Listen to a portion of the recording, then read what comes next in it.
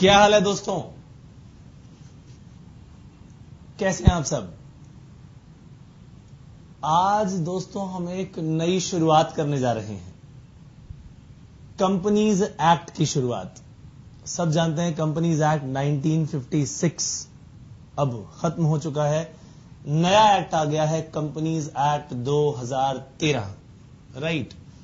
और इस एक्ट के आने के बाद कंपनी लॉ में बहुत सारे चेंजेस आ गए, बहुत सारे ऑपरेशनल चेंजेस आए, मगर काफी सारा ऐसा पार्ट भी है जो सेम भी है, राइट। कंपनीज एक्ट 2013 में ऐसी कई चीजें आएंगी जो हमारे काम करने के तरीकों को और बेहतर बना देंगी।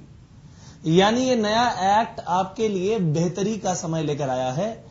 कंपनीज एक्ट 1956 में जो भी मुश्किलें थी, जो भी कमियां थी, उन सब कमियों को पीछे छोड़ते हुए ये कंपनीज एक्ट 2013 आपके लिए सामने है आपके। ठीक है जी, इस एक्ट की शुरुआत करते हैं और ये है आपका the companies act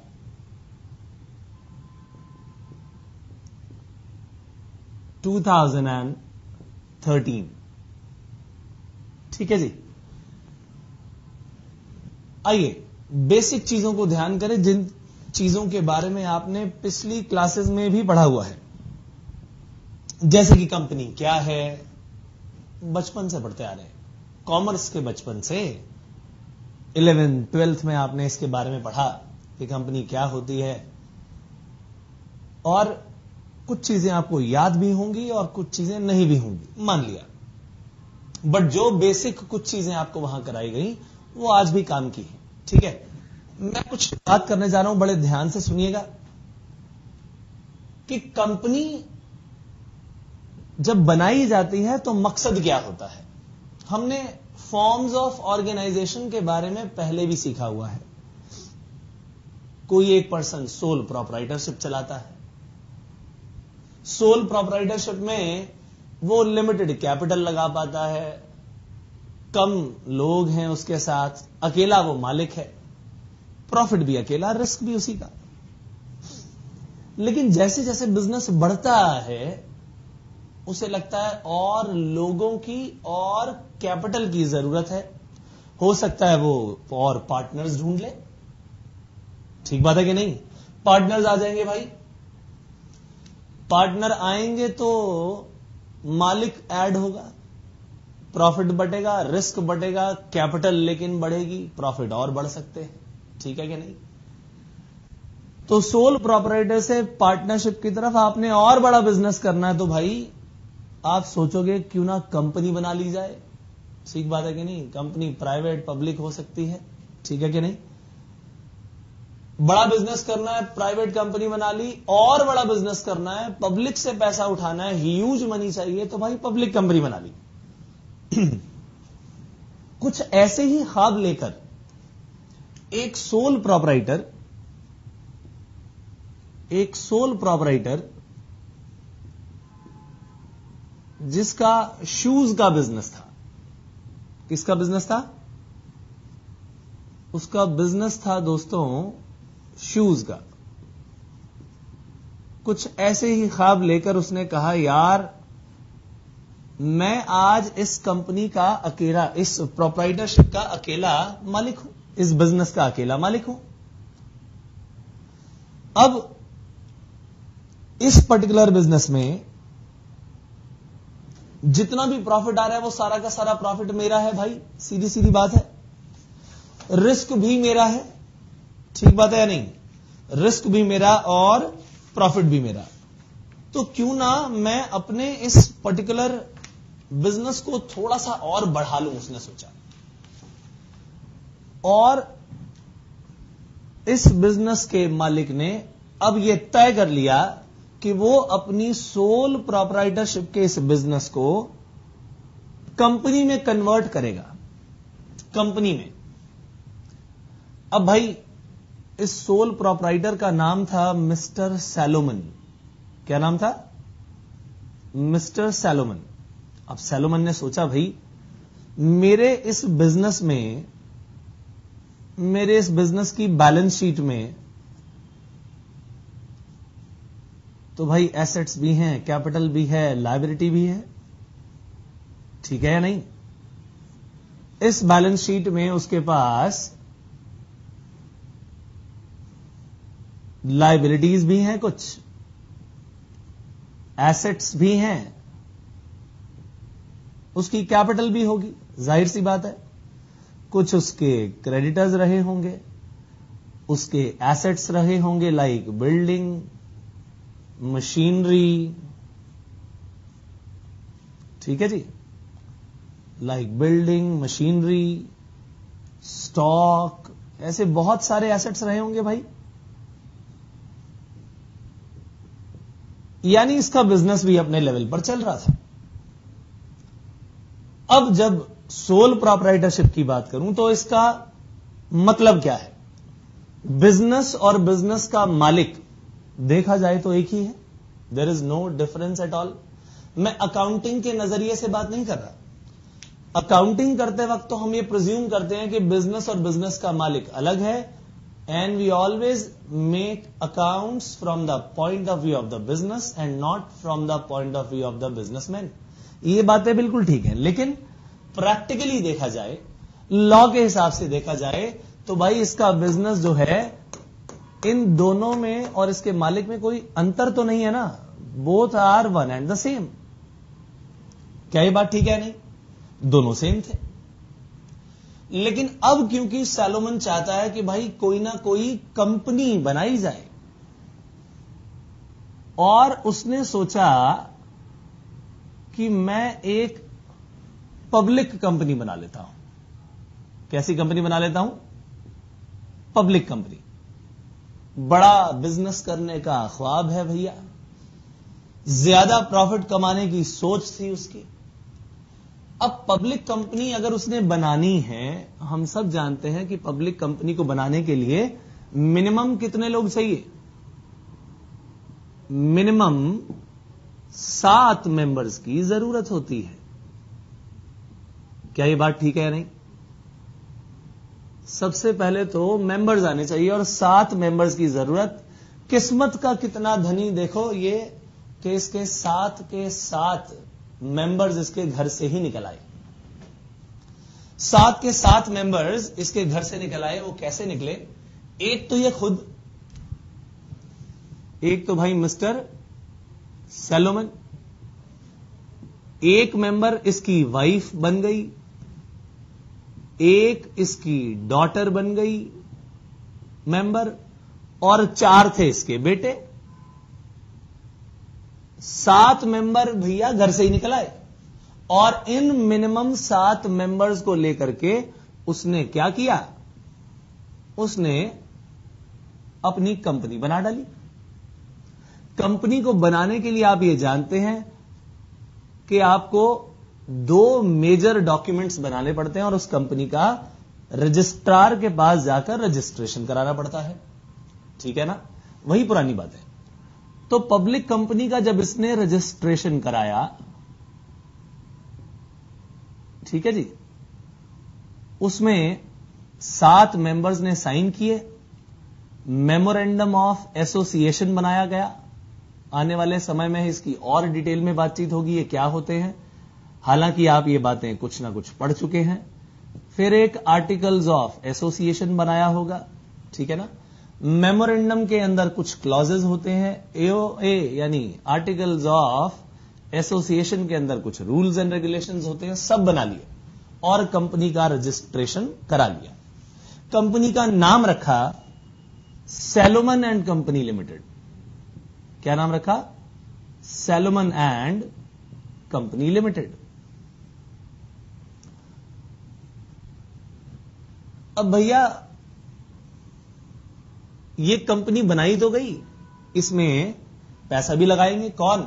Salomon, wife, उसकी डॉटर, 4 सन्स। अब सवाल ये आया कि ये कंपनी जो बनाई है, क्यों बनाई थी? ये इसलिए बनाई थी कि ये कंपनी जब बनाई जाएगी, ये कंपनी मिस्टर सैलोमन के इस सोल प्रोपराइटर वाले बिजनेस को खरीद लेगी। ठीक बात है कि नहीं? और ये वाला बिजनेस अब कौन करेगा? वो सैलोमन अकेला नहीं करेगा सोल प्रोप्राइटर के रूप में। कौन करेगी? ये कंपनी करेगी। तो भाई जाहिर सी बात थी, सैलोमन एंड कंपनी ने अपना जो बिजनेस चलाना था, कोई नया बिजनेस नहीं शुरू किया। उसने कहा भैया ये चला चलाया बिजनेस अपना परचेज कर लो और इसको चलाओ। तो सैलोमन एंड कंपनी ने क्या किया, इस मिस्टर सैलोमन के इस सोल प्रोप्राइटर वाले बिजनेस को परचेज कर लिया। Purchase of business of mister Salomon. ठीक है जी, मिस्टर सैलोमन के इस बिजनेस को इन्होंने परचेज कर लिया। और परचेज करने के लिए भैया पैसा भी तो देना पड़ता है। बोलो हां या ना? बिल्कुल पैसा देना पड़ता है। हमने ये बातें पढ़ी हुई हैं कि जब हम किसी को परचेज करते हैं, किसी बिजनेस को, तो उसके सारे एसेट्स किसके हो जाएंगे? सैलोमन एंड कंपनी के। सारे के सारे क्रेडिटर्स की अब ये पेमेंट भी किसे करनी पड़ेगी? सैलोमन एंड कंपनी को। और इस पूरी की पूरी कंपनी में जिसने अपना पैसा लगाया है कैपिटल के रूप में, वो कौन है मेरे भाई? वो है मिस्टर सैलोमन। तो ये जो इस बिजनेस को परचेज करने के लिए कंसिडरेशन देनी है, वो कंसिडरेशन भी दी जाएगी या नहीं दी जाएगी? यस। तो भैया कंसिडरेशन तय हो गई।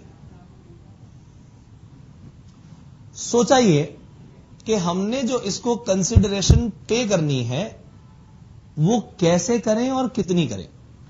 पे करने का तरीका बड़ा आसान है। या तो भैया कैश दे दो,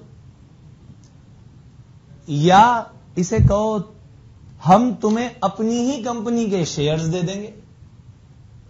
ठीक है कि नहीं? या हम तुम्हें अपनी ही कंपनी के डिबेंचर्स दे देंगे। तो बात यह तय हुई कि कुछ तो भैया इक्विटी शेयर्स दिए जाएंगे, कुछ सिक्योर्ड डिबेंचर्स दे दिए जाएंगे, क्योंकि पूरा का पूरा बिजनेस परचेज कर रहे हैं आपका। और कुछ दे दिया जाएगा कैश। तो जो भी परचेज कंसिडरेशन तय हुई, उस परचेज कंसिडरेशन की जो पेमेंट थी वो निकाली गई। इंडिया का केस तो है नहीं भाई, ब्रिटिश केस है। पाउंड में इसका अमाउंट आया। तो जी अमाउंट जब पे किया गया 38,782। कितना अमाउंट? 38,782, 38,782 पाउंड। ये एक परचेज कंसिडरेशन का अमाउंट निकाला गया। इस पूरे बिजनेस का वैल्यूएशन इतने पाउंड पे किया गया और कहा आ जाओ जी, हम आपको पाउंड वन ईच का क्या दे रहे हैं? Equity share. यानी टोटल कितने दे दिए? 20,000। उन्होंने कहा जी हम आपको अपने शेयर्स देंगे। एक शेयर कितने का होगा? पाउंड 1 का। तो यह है पाउंड 1 ईच। कितने हो गए? 20,000 शेयर्स ऑफ पाउंड 1 ईच। और कहा जी 10,000 पाउंड के आपको हम क्या देंगे? अपनी ही कंपनी के डिबेंचर्स देंगे। और बचा हुआ अमाउंट 8,782 जो है वो आपको कैश दिया जाएगा। यानी अब जो बिजनेस सैलोमन का था वो सारा का सारा बिजनेस किसका हो गया मेरे दोस्तों? इस कंपनी का, सैलोमन एंड कंपनी लिमिटेड का। यानी सैलोमन ने अपने इस बिजनेस को बेच दिया।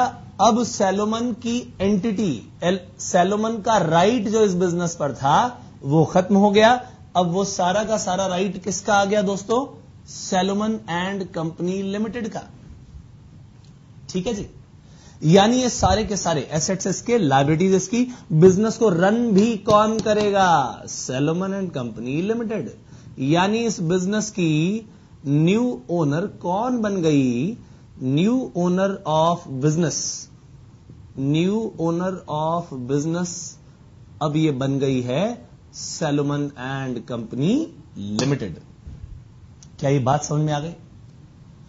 सैलोमन एंड कंपनी लिमिटेड इस बिजनेस की अब न्यू ओनर बन गई। सारे बिजनेस को रन भी किसने करना है? सैलोमन एंड कंपनी ने। अब सैलोमन एंड कंपनी जब बिजनेस को चलाएगी तो उसको चलाना कैसे है भाई? कंपनी तो एक आर्टिफिशियल पर्सन होती है। क्या ये बात हम जानते हैं कि नहीं? तो भाई जो कंपनी है, कंपनी कोई हमारी तरह, क्या कंपनी हमारी तरह नेचुरल पर्सन होती है? नो। तो भाई सैलोमन एंड कंपनी एक पब्लिक कंपनी है। कोई भी कंपनी हो, ये एक क्या है? ये तो एक आर्टिफिशियल पर्सन है। खुद तो ये काम कर नहीं सकती। बोलो हां या ना? तो भैया अब जो इस कंपनी के मेंबर्स बने थे, उन्हीं में से कोई ना कोई इस कंपनी को चलाएगा, क्योंकि कंपनी को चलाने के लिए नेचुरल पर्संस की जरूरत होती है। अब सैलोमन ने क्या किया? उसने कहा ठीक है भैया, इस कंपनी को चलाने के लिए डायरेक्टर्स की जरूरत है, और minimum number of directors public company में जो चाहिए, वो मिनिमम नंबर ऑफ डायरेक्टर्स होते हैं 3। कितने? 3 मिनिमम डायरेक्टर्स आपको होने चाहिए आपके पास। अब ये 3 डायरेक्टर्स जो हैं, ये कौन बने? भैया एक तो सैलोमन खुद बन गया, ठीक है जी। एक उसका बेटा नंबर 1, बेटा नंबर 1 जो था उसको बना दिया डायरेक्टर, खुद बन गई एमडी। और एक डायरेक्टर बना लिया बेटा नंबर 2 को, ठीक है जी। तो भैया डायरेक्टर भी बन गए। बिजनेस चलाने के लिए नेचुरल पर्संस की जरूरत होती है, वो नेचुरल पर्संस भी आ गए। दिक्कत का काम खत्म हो गया। इन्हीं सन्स में से 2 बेटों को उसने अपना कंपनी का डायरेक्टर बनाया और कंपनी चलाई गई।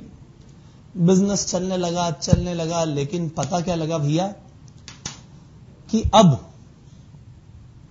बिजनेस के अंदर नुकसान होना शुरू हो गया। बिजनेस के अंदर लॉसेस आने शुरू हो गए। पता लगा कंपनी को अब अपनी क्रेडिटर्स की पेमेंट तो कर सकते नहीं है, बिजनेस चल नहीं रहा, किया क्या जाए। बहुत ही जल्दी अब कंपनी का लिक्विडेशन हो गया। क्या हो गया? कंपनी का लिक्विडेशन। अब कंपनी वेंट इनटू लॉसेस। बहुत जल्दी ऐसा हुआ कुछ कि लॉसेस आने शुरू हो गए अचानक से, और कंपनी वेंट इनटू लिक्विडेशन। यानी अब कंपनी बंद करनी पड़ी। कंपनी बंद करने की कगार पर आ गई। कंपनी के सारे एसेट्स बेचने पड़ेंगे, और उन्हें बेचने के बाद जो पैसा मिलेगा उससे सबकी जो बचा होगा उससे पेमेंट की जाएगी। तो भैया ये बात तो हो गई तय, ठीक है, कि अब कंपनी का लिक्विडेशन होगा। कंपनी के लिक्विडेटर्स अपॉइंट हो गए, ठीक है जी। तो सवाल ये आता है कि अब भैया आज कंपनी के लिक्विडेटर मान लो अपॉइंट हो गए हैं, अब क्या होगा? लिक्विडेटर अपॉइंट हो जाने के बाद लिक्विडेटर्स आएंगे और कंपनी के एसेट्स का वैल्यूएशन करेंगे, और उसका बेचने के बाद पैसा निकालेंगे और पेमेंट करेंगे। यही उनका काम था। तो अब क्या किया गया? कहा गया भैया कंपनी का तो बज गया है बैंड। कंपनी की हालत है बुरी, इतनी बुरी कि जो at the time of liquidation,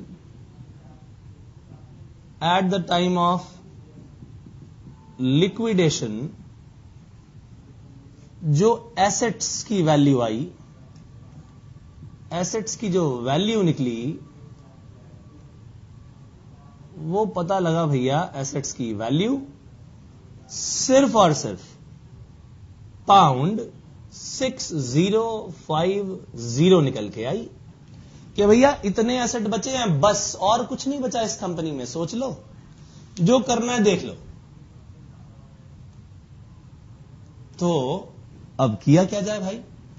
liquidators ने बोला हमारे लिए तो भैया स्कीम बिल्कुल तय है जो हमने करना है। हमारा सिस्टम तो यह कहता है कि जो पेमेंट की जाती है, payment at the time of liquidation, at the time of liquidation जो पेमेंट की जाती है इज डन एज फॉलोज। उन्होंने कहा जी हमारा तरीका तो साफ है बिल्कुल, हमारे लिए कोई इशू नहीं, कोई टेंशन की बात नहीं, हमने तो एक ही तरीका लगाना है। सबसे पहले सिक्योर्ड क्रेडिटर्स को पे करेंगे, उसके बाद अनसिक्योर्ड क्रेडिटर्स को पे करेंगे, फिर जो बचेगा उसे हम इक्विटी में बांट देंगे, क्योंकि यहां पर कोई प्रेफरेंस टाइप के शेयर्स हैं नहीं। तो भैया ये है हमारा तरीका। लिक्विडेटर्स ने तो साफ बात कह दी और कहा ठीक है भाई, अब जरा बताओ आज की डेट में जब बैलेंस शीट की बात करें तो बताओ कौन कौन बैठा है पैसा लेने। तो पता लगा भैया सिक्योर्ड क्रेडिटर के रूप में मिस्टर सैलोमन बैठे हैं। ठीक है जी, बाकी भी शेयर होल्डर थे और इक्विटी शेयर्स उनके पास भी थे, सबको एक एक शेयर दे दिया था इसने। ठीक है कि नहीं? सैलोमन ने इन सबको एक एक शेयर दे दिया था, क्योंकि हर मेंबर के पास एक शेयर खरीदना जरूरी है। लेकिन सैलोमन ही एक अकेला ऐसा था जिसके पास बचे हुए सारे के सारे शेयर्स थे और वो डिवेंचर होल्डर भी था, यानी सिक्योर्ड क्रेडिटर था कंपनी का। तो भाई सैलोमन के पास 10,000 पाउंड के क्या बचे थे? क्रेडिटर, उसके नाम के कि मैं जी डिवेंचर होल्डर हूं, और 8,000 पाउंड के क्रेडिटर थे अनसिक्योर्ड। अनसिक्योर्ड बाहर के कुछ क्रेडिटर थे जिनसे उधार वगैरह लिया हुआ था, वो भी बैठे हुए थे भाई, 8,000 हमें मिलने। इक्विटी शेयर की बात करें तो सैलोमन के अलावा उसके पूरे अपने घर वालों को एक एक शेयर मिला हुआ था। तो इन सब के पास सैलोमन एंड फैमिली के पास क्या थे? इक्विटी शेयर्स थे। अब भैया क्रेडिटर्स ने कहा हमें पैसा दो। किसने? अनसिक्योर्ड क्रेडिटर्स ने। कहते हैं जी लाओ ये पैसा निकाल के हमें दो फटाफट से। लिक्विडेटर ने कहा भैया रुक जाओ, हमारा सिस्टम तुमने सुना नहीं, हमने पहले ही कह दिया कि भैया पहले सारा का सारा पैसा जितना मौजूद है उससे सिक्योर्ड क्रेडिटर्स की पेमेंट होगी, और हमारे हिसाब से तो 10,000 पाउंड मिस्टर सैलोमन की तरफ हैं, उसको देने हमने। और क्योंकि वो कंपनी का कौन है? सिक्योर्ड डिवेंचर होल्डर, और हमारे पास क्योंकि सिर्फ और सिर्फ 6,050 पाउंड बचे हैं, इसीलिए हम तो ये सारा का सारा पैसा किसको देंगे? अनसिक्योर्ड क्रेडिटर को बिल्कुल भी नहीं, सारा का सारा पैसा सैलोमन को दे देंगे। तो उन्होंने कहा भैया ये तो सारा का सारा पैसा सैलोमन को मिल जाना चाहिए, हालांकि सैलोमन को 10,000 पाउंड मिलने चाहिए थे। अगर मेरे पास 10,000 पाउंड होते तो लिक्विडेटर्स ने बोला ये पैसा तो भैया सारा का सारा सैलोमन को चला जाता, लेकिन अब हमारे पास और पैसा तो है नहीं, तो मिस्टर सैलोमन आप ये 6,050 रुपए रखो, पाउंड रखो और खुश रहो, और कुछ नहीं मिलेगा तुम्हें। क्रेडिटर्स ने शोर मचा दिया कि ये क्या बात है जी, सैलोमन और सैलोमन की कंपनी में क्या अंतर? ये तो दोनों एक ही हैं, सारी की सारी फैमिली ये बिजनेस कर रही है, और ये तो भैया एक तरह से खुद ही इस लॉस के जिम्मेदार हैं। कंपनी खुद चला रहे हैं भैया, लॉस भी इन्होंने किया, तो नुकसान हमारा क्यों? इन लोगों से पहले तो हमें पैसा मिलना चाहिए। और अनसिक्योर्ड क्रेडिटर्स ने कहा कि भैया ये पैसा हमें मिलना चाहिए। सैलोमन ने कहा जी नहीं नहीं, ये पैसा मुझे ही मिलना चाहिए, और सैलोमन ने केस दायर कर दिया कंपनी पर। सैलोमन ने इस कंपनी पर केस दायर कर दिया। क्रेडिटर शोर मचाते रह गए। सैलोमन ने जज साहब से जाके कहा, जज साहब कि कंपनी और कंपनी के मेंबर्स दोनों पूरी तरह अलग होते हैं। मुझ में और इस कंपनी में अंतर है। कंपनी तो एक आर्टिफिशियल पर्सन है, भले ही पैसा हमने लगाया है, लेकिन कंपनी में और हम में तो अंतर है। तो ये पैसा तो मुझे मिलना चाहिए। ये बिजनेस मैं कर जरूर रहा हूं, मैं मैनेजिंग डायरेक्टर की कैपेसिटी पे बिजनेस चला रहा हूं, मगर मैं कंपनी तो नहीं हूं ना। अनसिक्योर्ड क्रेडिटर ने बोला जनाब कैसी बात कर रही है, 8,000 पाउंड हमारे बनते हैं, यही बिजनेस चला रहा है, यही अकेला इसका मालिक है एक तरह से, आप पैसा हमें दीजिए। जज साहब ने फैसला दिया। उन्होंने कहा कि मिस्टर सैलोमन बिल्कुल ठीक कह रहे हैं। सेपरेट लीगल एंटिटी है इस कंपनी की, जो सैलोमन एंड कंपनी लिमिटेड है उसकी सेपरेट लीगल एंटिटी है, सेपरेट लीगल एंटिटी। यानी कंपनी और कंपनी के मेंबर्स वो पूरी तरह से अलग होते हैं। कंपनी की एक अपनी इंडिविजुअल आइडेंटिटी है। कंपनी एक नेचुरल तो नहीं मगर एक आर्टिफिशियल पर्सन जरूर है। इसीलिए कंपनी अपने नाम से केस भी दायर कर सकती है, कंपनी के खिलाफ भी केस दायर किया जा सकता है। यानी आर्टिफिशियल होने के साथ साथ company can sue or be sued in its own name.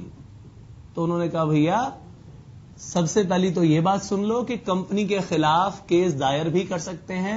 Salomon एक अलग व्यक्ति हैं, सेपरेट लीगल एंटिटी है कंपनी की। अब यह कहने के बाद उन्होंने कहा अगर कंपनी और सैलोमन में अंतर है, कंपनी और सैलोमन दोनों आपस में अलग हैं, तो इसका मतलब यह हुआ कि सैलोमन दो कैपेसिटी में इस कंपनी से जुड़ा हुआ है। क्या वर्ड्स कहे मैंने? जज साहब ने क्या कहा कि सैलोमन जो है वो इस कंपनी से किस तरह से जुड़ा हुआ है? दो कैपेसिटीज में। पहली कैपेसिटी जो थी वो थी मेंबर की कैपेसिटी, कि वो उसमें मेंबर है, इक्विटी शेयर होल्डर है, और दूसरी कैपेसिटी जो है वो है इक्विटी शेयर होल्डर की।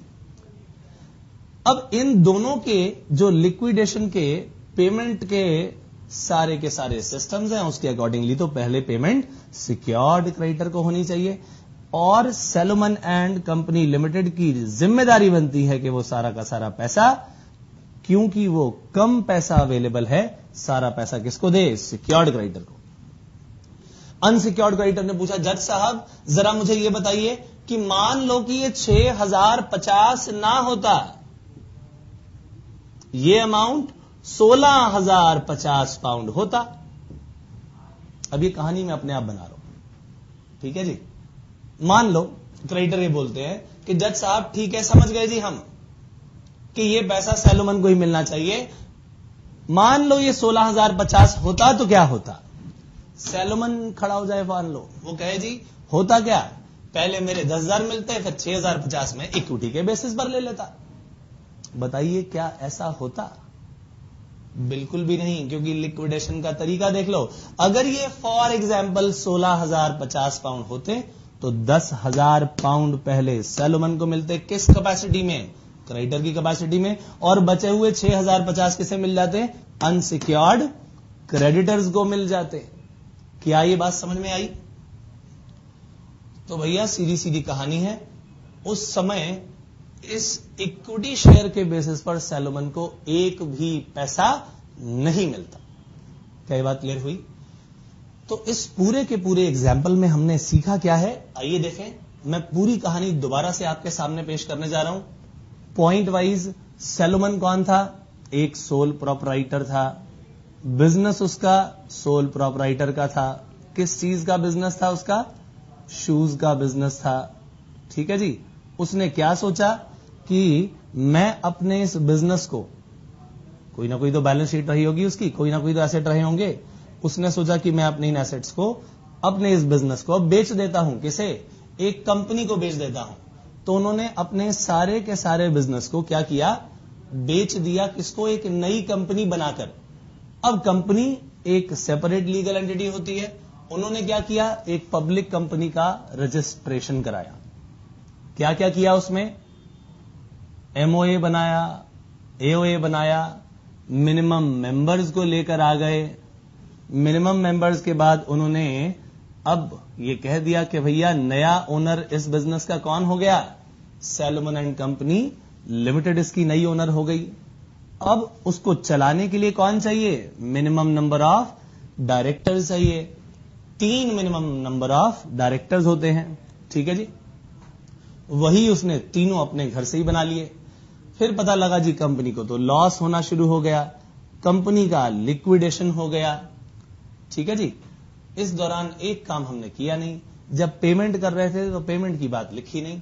आइए थोड़ा सा इसे चेंज कर लें। तो सैलोमन एंड कंपनी ने इस बिजनेस को, इसको बनाने के बाद सबसे पहले क्या किया? परचेज किया। ठीक है जी। अब परचेज जब किया पॉइंट नंबर 9 में, तो पेमेंट किस तरीके से की? वो कंसिडरेशन लिखी गई है। ठीक है जी। अब बिजनेस किसका हो गया? सैलोमन एंड कंपनी लिमिटेड का। उस बिजनेस को इन्होंने रन किया। फिर क्या पता लगा? कंपनी बहुत जल्दी लॉसेस में आ गई। लॉसेस के बाद कंपनी का लिक्विडेशन हो गया और at the time of liquidation सारे के सारे एसेट्स की वैल्यू 6050 पाउंड बची। उसके बाद पेमेंट का तरीका बताया लिक्विडेटर्स ने और उस तरीके से पेमेंट कर दी। फिर सैलोमन ने केस दायर किया कि भैया ये पैसा मुझे मिलना चाहिए, क्रेडिटर शोर मजार थे, मुझे मिलना चाहिए। और कोर्ट ने डिसाइड किया, क्या डिसाइड किया? कि कंपनी की सेपरेट लीगल एंटिटी होती है। कंपनी एक आर्टिफिशियल पर्सन है, वो अपने उसके खिलाफ केस दायर भी हो सकता है और वो खुद भी केस दायर कर सकती है अपने नाम से।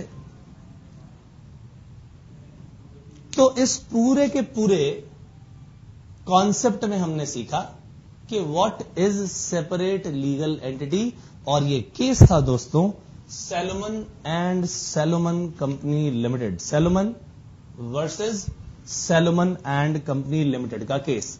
तो दोस्तों ये केस लॉ एक ऐसा केस लॉ था जिसने सेपरेट लीगल एंटिटी का ऐसा उदाहरण पेश किया जिसके बेसिस पर आज भी हम सेपरेट लीगल एंटिटी के कॉन्सेप्ट को सीखते हैं।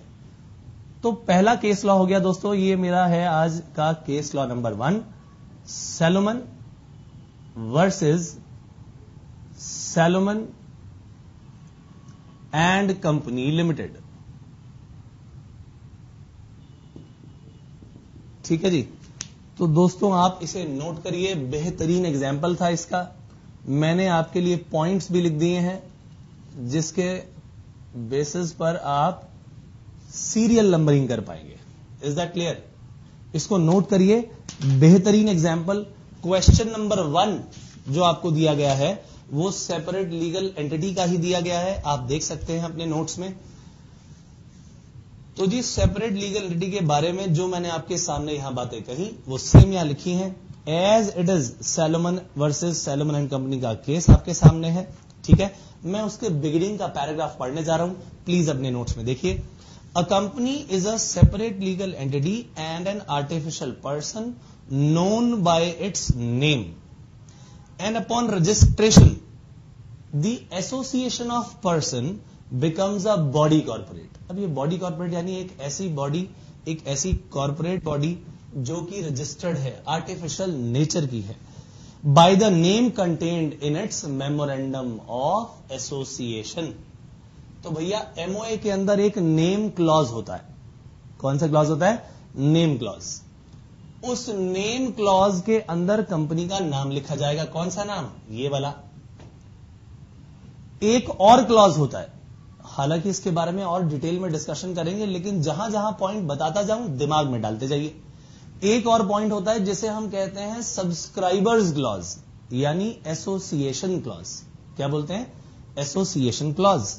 तो जो बिगिनिंग के ये 7 मेंबर हमने यहां लिखे, उन 7 मेंबर्स के नाम यहां पर लिखे जाते हैं, और यही 7 मेंबर्स जो कंपनी को बना रहे हैं ये कहलाते हैं सब्सक्राइबर्स टू मेमोरेंडम। क्या कहलाते हैं? Subscribers to memorandum. और उस सब्सक्रिप्शन क्लॉज में, यानी या फिर कहें एसोसिएशन क्लॉज में, इन्हीं लोगों के नाम लिखे जाते हैं। तो मैंने आपको इस एमओए के क्या बता दिए? 2 क्लॉज बता दिए। तीसरा क्लॉज लिखा होता है उसमें ऑब्जेक्ट क्लॉज। क्या लिखा होता है? ऑब्जेक्ट क्लॉज, यानी ऑब्जेक्टिव। कंपनी का ऑब्जेक्टिव क्या था? यहां पर शूज का बिजनेस करना, तो ऑब्जेक्ट क्लॉज में वो ऑब्जेक्टिव लिखा होगा। केवल 3 क्लॉज मैंने आपको यहीं पर बीच में बता दिए, याद रखिएगा। पहला कौन सा? नेम क्लॉज, जिसमें कंपनी का नाम। दूसरा, कंपनी के वो सब्सक्राइबर्स जो मिनिमम नंबर ऑफ मेंबर्स थे, सब्सक्राइबर्स क्लॉज। और तीसरा ऑब्जेक्ट क्लॉज। और भी बातें करेंगे धीरे धीरे। तो जो पॉइंट हम पढ़ रहे थे मैं उसको रिपीट कराता हूं। क्या लिखा है आपके क्वेश्चन नंबर 1 में? लिखा है company is a separate legal entity and artificial person known by it's name. Upon registration, the association of a person becomes a body corporate by the name contained in the memorandum of association. Company is distinct and separate from its members. It is known by its own name. It has own rights and liabilities. Company के rights अलग, liabilities अलग, powers अलग, obligation अलग। उसके members के rights, liabilities, powers, obligation अलग, दोनों पूरी तरह से सेपरेट है। Right? Members of a company can not be held liable for the acts of the company, क्योंकि दोनों अलग हैं भैया, इसीलिए वो एक दूसरे के एक्ट के लिए लायबल भी नहीं माने जाएंगे, है ना? तो मेरे दोस्तों, मैंने आपको ये कहानी सुना दी पूरी की पूरी। अच्छी तरह से आप एक बार इसे देख लीजिए, और इसको पढ़ने के बाद ये पहला केस लॉ आपके सामने लिखा हुआ है, वो एज इट इज मैंने यहां पर करवाया आपको, तो इसकी आप रीडिंग कर लीजिएगा। इसके बाद मैं अगले केस लॉ पर चलने वाला हूं, फटाफट से इसे नोट करिए, फिर हम करेंगे अपना अगला काम। जल्द से जल्द नोट करिए, ठीक है जी?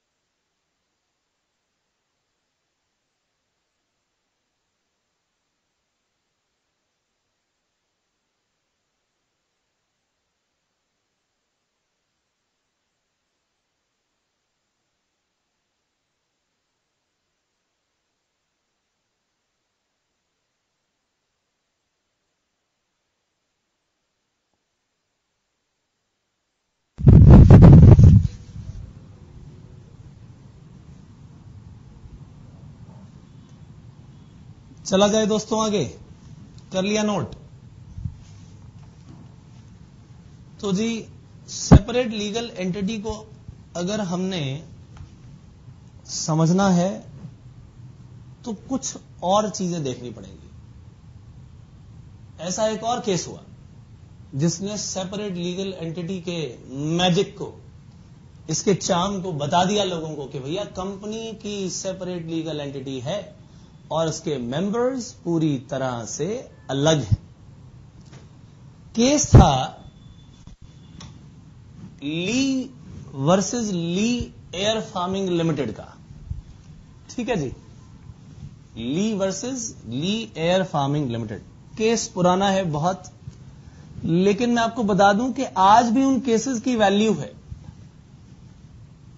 कोई भी पुरानी कंपनी पुराने किसी भी लॉ में रजिस्टर्ड है, मान लो जैसे कि आप अभी एग्जिस्टिंग कंपनी की बात करें। फॉर एग्जाम्पल अभी एक कंपनी है जिसको 4 साल हुए हैं रजिस्टर हुए। भैया वो तो रजिस्टर हुई थी कंपनीज एक्ट 1956 में, लेकिन क्या उन्हें हम कंपनी कहेंगे? बिल्कुल कहेंगे भैया। कंपनी के अंदर हर वो कंपनी आती है जो किसी प्रीवियस लॉ में भी रजिस्टर्ड हो। कई ऐसी कंपनियां भैया जो 100 साल पहले से चल रही हैं, यानी हमारे कंपनीज एक्ट 1956 के आने से पहले रजिस्टर्ड है, यानी वो किसी ना किसी प्रीवियस कंपनी लॉ में रजिस्टर्ड रही होंगी। तो उस समय जो केस हुए थे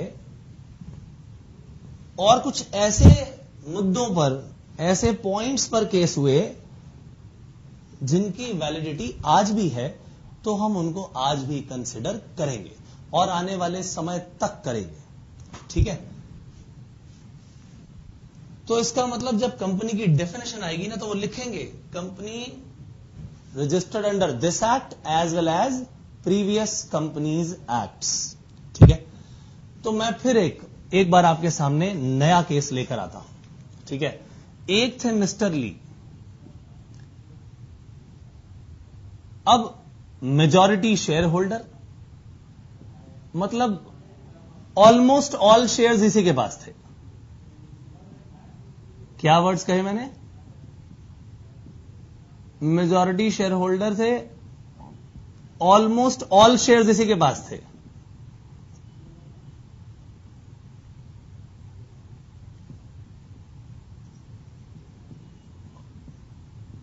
कंपनी का मैनेजिंग डायरेक्टर भी यही था, मिस्टर ली। ठीक है जी, कंपनी का एमडी भी यही। एयर फार्मिंग करती थी ये कंपनी। कंपनी का ऑब्जेक्टिव क्या था? Air farming. एयर फार्मिंग जानते हो क्या होती है? नहीं सर, आप बता दो। अच्छा जी, बता देते हैं। तो एयर फार्मिंग कंपनी क्या करती है? ये फार्मिंग करती है with the help of planes. अब आप कहोगे क्या बात कर रहे हो sir? With the help of planes farming हो रही है। यस, छोटे छोटे प्लेन्स होते हैं और बड़े बड़े लैंड्स होते हैं, एग्रीकल्चरल लैंड्स, जहां पर लोग कम होते हैं भैया, वहां पर मशीनें काम करती हैं। पता लगा जी, एक व्यक्ति ने एयर फार्मिंग की एक कंपनी खोल ली। लोग उसके पास आते हैं, जी हमारे फार्म्स में आके ये दवाई छिड़क दो। कैसे? ऊपर से प्लेन जाएगा छोटा सा उनका, और सब जगह पेस्टिसाइड्स, इंसेक्टिसाइड्स छिड़कता हुआ निकल जाएगा, सीड्स डालता हुआ चला जाएगा। मतलब ऐसे कई काम हैं जो एयर फार्मिंग के थ्रू हो सकते हैं। अब जो मिस्टर ली थे, ये एमडी होने के साथ साथ कंपनी का प्लेन भी चलाते थे छोटा। चीफ पायलट थे, चीफ पायलट, यानी एक तरह से एम्प्लॉय की तरह काम कर रहे थे। चीफ पायलट तो भाई कंपनी का एम्प्लॉय हो गया ना। अब हुआ क्या?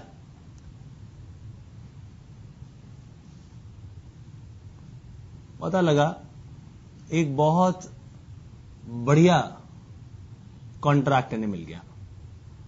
उस कॉन्ट्रैक्ट में इनको क्या करना था, एयर फार्मिंग करके देनी थी।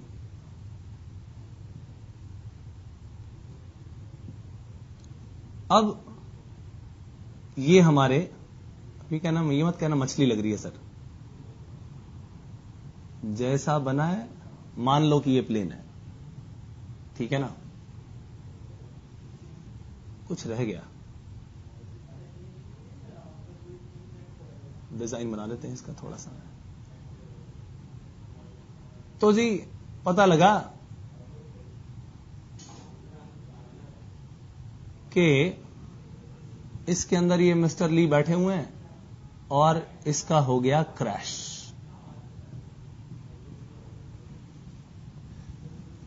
फार्मिंग करते वक्त ही पता लगा कि एयरप्लेन क्रैश हो गया, बंदा स्वर्ग सिधार गया। अब कंपनी के क्रेडिटर्स भी आ गए,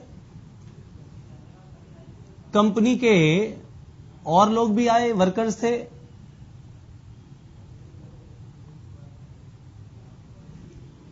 उन सब ने कहा जी ये मिस्टर जो ली काम कर रहे थे, ये काम तो कर रहे थे कंपनी का, मान ली ये बात, कंपनी के एम्प्लॉई कैसे मान सकते हो आप? एमडी भी हैं, एक तरह से लोगों को ये जॉब देते हैं, एम्प्लॉयर भी हैं और एम्प्लॉय भी। इतने में मिसेस ली आ गई। मिसेस ली आ गई और कहती हैं, लाओ जी लाओ, मेरे हस्बैंड इस कंपनी के अंदर एम्प्लॉई थे। कंपनी जो थी ये ली एयर फार्मिंग लिमिटेड, इस सब ने अपने एम्प्लॉइज की इंश्योरेंस कराई हुई थी, ठीक है कि नहीं? और क्योंकि ये कंपनी है इसलिए भैया इसको अपने वर्कर्स को कंपनसेट भी करना पड़ेगा अगर उनका कोई नुकसान हुआ कंपनी की जॉब करते करते। तो कंपनी ने कहा भाई ठीक है, हम तो अपने एम्प्लॉइज को क्या देंगे, एम्प्लॉय को कंपनसेशन देंगे। देना चाहिए कि नहीं देना चाहिए? मिसेस ली कहती हैं यस, मुझे क्या मिलना चाहिए, वर्कमैन कंपनसेशन। एम्प्लॉय थे वो, तो मेरे हस्बैंड के एक्सपायर होने पर मुझे तो वर्कमैन कंपनसेशन चाहिए। उनकी डेथ हो गई है तो मुझे तो ये पैसा चाहिए। अब सवाल ये आया कि जी क्या उन्हें ये कॉम्पनसेशन मिलना चाहिए? कोर्ट में जब ये केस गया तो जज साहब ने कहा कि जी लोग कह रहे हैं कि ये खुद ही एम्प्लॉयर हैं और खुद ही एम्प्लॉई, और एक व्यक्ति एम्प्लॉयर और एम्प्लॉई कैसे हो सकता है भाई? जज साहब ने कहा ऐसा है, सुनो भैया, ये एमडी तो है मगर ये एम्प्लॉयर नहीं है। लोगों को एम्प्लॉय कर रहा है किसके बिहाफ पर? कंपनी के बिहाफ पर, क्योंकि कंपनी एक आर्टिफिशियल पर्सन है, वो खुद तो ये काम कर नहीं सकती थी, इसीलिए लोगों को रखने का काम कौन करता था? ये मिस्टर ली, जो कि शेयर होल्डर भी था। तो ये एम्प्लॉयर नहीं है किसी भी हाल में। एम्प्लॉय अगर किया गया है तो इस कंपनी ने एम्प्लॉय किया है। एम्प्लॉयर कौन है? कंपनी है। कंपनी और कंपनी के शेयर होल्डर्स पूरी तरह अलग होते हैं, भले ही ये पर्सन एक मेजॉरिटी शेयर होल्डर था। एम्प्लॉयर और एम्प्लॉइज उसके पूरी तरह अलग हैं। Company is separate from its members, तो एम्प्लॉयर ये खुद नहीं था। हां, ये कंपनी का एम्प्लॉई जरूर था, और अगर ये एम्प्लॉई था तो इसकी डेथ पर, यानी इस बिजनेस में जो ये कंपनी का काम करते करते एक्सपायर हुआ है, तो उसके बदले में इसकी फैमिली को कंपनसेशन मिलना चाहिए। तो भैया जो मिसेस ली ने, ये ली कौन है? मिसेस ली, केस फाइल करने वाले का नाम पहले लिखा गया। तो मिसेस ली को अपने हस्बैंड की डेथ पर ये वर्कमैन कंपनसेशन भी दिया गया। किस बेसिस पर? कि कंपनी और कंपनी के मेंबर जो हैं, शेयर होल्डर जो बने हैं, भले ही वो मेजॉरिटी वाले शेयर होल्डर हो, बहुत सारे उनके पास शेयर्स हैं, फिर भी कंपनी अलग है, कंपनी का ये मेंबर अलग, वो कंपनी के पास एम्प्लॉय के रूप में काम कर रहा था, उसकी डेथ हो गई और उसे अब क्या मिलना चाहिए? कंपनसेशन मिलना चाहिए। यानी एक और केस ऐसा हुआ जिसने सेपरेट लीगल एंटिटी के हमारे इस दूसरे केस को जानने में, दूसरे पॉइंट को जानने में मदद की। तो मेरे दोस्तों, केस नंबर 2 ये आपकी बुक में भी लिखा है, फैक्ट्स ऑफ द केसेस आपके सामने है एज इट इज, जो मैंने आपको यहां बताए। फटाफट से इसकी रीडिंग कर लीजिएगा, इसे नोट कर लीजिएगा और हम चलेंगे फिर आगे। तीसरा केस जो आपके सामने दिया गया है वो डिस्कस करेंगे और उसके बाद इस क्वेश्चन का काम खत्म। ठीक है, नोट करिए प्लीज।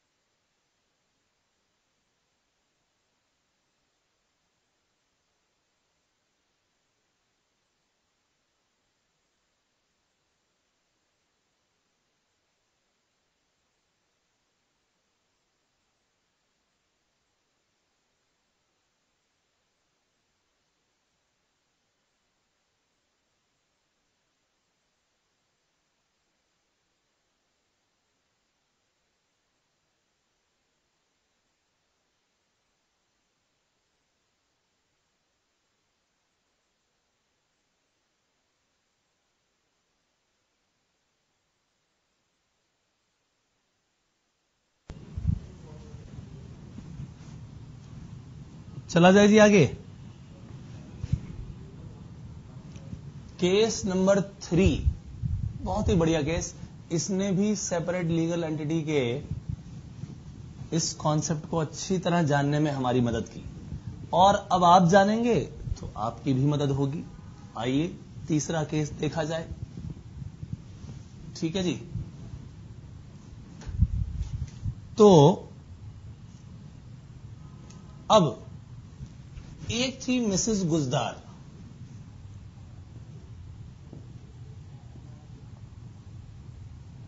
अब इन्होंने कहा जी ऐसा है, मेरे पास तो पैसा बहुत है, इन्वेस्टमेंट भी कर देती हूं, और इन्होंने अपने पैसे को इन्वेस्ट कर दिया। इन्वेस्ट किया एक ऐसी कंपनी में जिस कंपनी का नेचर ऑफ बिजनेस जो था ना, नेचर ऑफ बिजनेस वो क्या था? एग्रीकल्चरल नेचर का।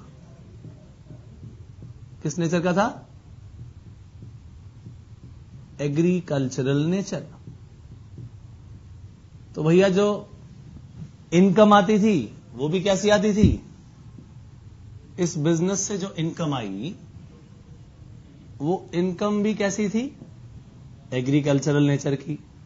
अब एग्रीकल्चरल इनकम जो होती है वो तो भैया पूरी तरह क्या होती है? एग्जेम्प्ट होती है, exempt from income tax. Income tax लगता ही नहीं है भैया उस पर। तो कंपनी ने काम किया, खूब पैसा कमाया, और ये एग्रीकल्चर इनकम एक तरह से क्या हो गया? ये हो गया प्रॉफिट्स ऑफ बिजनेस। बोलो ठीक बात है कि नहीं? अब कंपनी अपने प्रॉफिट्स को क्या करती है?